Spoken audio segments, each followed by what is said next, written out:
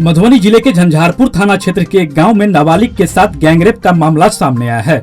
4 युवकों द्वारा बेहोश कर पूरी रात घटना को अंजाम दिया और मरा हुआ समझकर लड़की के गोईठा घर में फेंक दिया। पीड़िता के पिता के आवेदन पर 4 को नामजद करते हुए प्राथमिकी दर्ज की गई है। पीड़िता को मेडिकल जांच के लिए सोमवार की रात ही मधुबनी भेजा गया एवं मंगलवार को 164 का बयान दर्ज कराया जा रहा है। डीएसपी आशीष आनंद पीड़ित नाबालिग एवं उनके परिजनों से पूछताछ की है। घटना 13 अगस्त की रात की बताई गई है, जबकि थाने में आवेदन 16 अगस्त को दी गई थी। प्रशिक्षु डीएसपी सह थाना अध्यक्ष नेहा कुमारी ने बताया कि 16 अगस्त को ही आवेदन के आलोक में प्राथमिकी दर्ज की गई है। दर्ज प्राथमिकी के अनुसार 16 वर्षीय लड़की जब 13 अगस्त की रात अपने चापाकल पर थाली धोने के लिए गई थी तो घात लगाकर 4 युवकों ने उसका अपहरण कर लिया। चापाकल से ही एक ने मुंह दबाया, 2 ने हाथ पकड़ा और तीसरे चौथों ने बेहोशी की सुई लगा दी। सुबह बेहोशी की स्थिति में गोईठा घर के एस्बेस्टस पर बेहोश अवस्था में मिली। पीड़िता के पिता द्वारा दावा किया गया कि चारों बहसी बेटी को मरा हुआ समझकर फेंक दिए थे। लड़की की स्थिति बता रही थी कि चारों ने इसके साथ बुरा काम किया होगा। तत्काल पिता ने उसे अनुमंडल अस्पताल लाया, जहां होश में आने के बाद लड़की ने रात में अपने साथ हुई सारी बातें बताई, जिसके अनुसार उसी गांव के सुशील भंडारी, प्रदीप कुमार कामत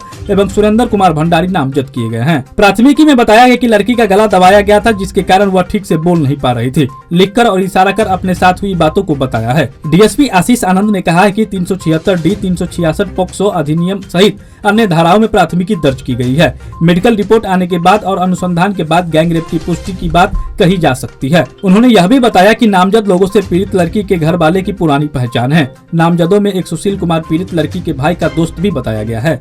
इसी वर्ष अप्रैल महीने में सुशील उक्त लड़की को अपने साथ ले जाकर एक होटल में छोड़ा था, जिसके बाद पंचायत हुई थी, फिर यह घटना हुई है। सभी बिंदुओं पर जांच की जा रही है, उचित कानूनी कार्रवाई होगी और पीड़िता को न्याय मिलेगा। घटना के बाद इलाके में तरह तरह की चर्चाएं चल रही है।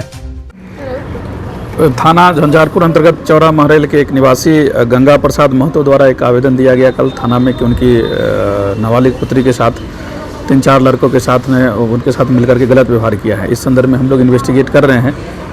लड़की का मेडिकल भी हुआ और 164 बयान के लिए भी वो माननीय न्यायालय में गई है। और मेरी भी इस स्तर पर बातचीत हुई है।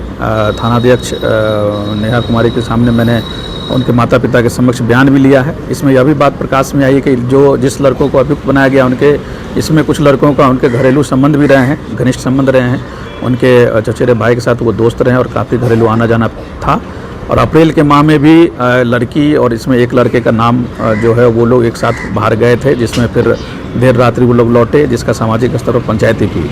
तो काफ़ी कुछ इस मामला का खुलासा हुआ है और अब हम लोग इस स्तर पर छानबीन कर रहे हैं। बहुत जल्दी उम्मीद है कि हम लोग बिल्कुल क्लियर मुद्दे पर पहुंच जाएंगे और फिलहाल प्रथम दृष्टया हम लोग इसको सत्य मानते हुए उस पर छापेमारी भी की जा रही है।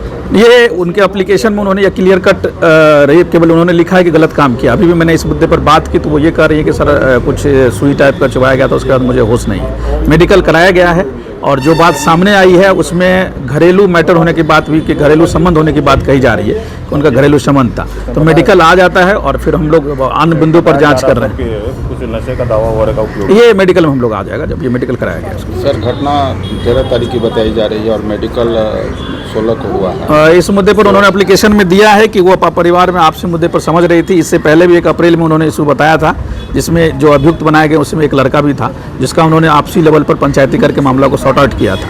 इस मुद्दे पर भी उन्होंने बताया कि सर हम लोग आपस में जो था जिसका एक लिखित FIR में भी दर्ज किया और FIR जिस दिन आया उसी में डेट में FIR किया भी गया।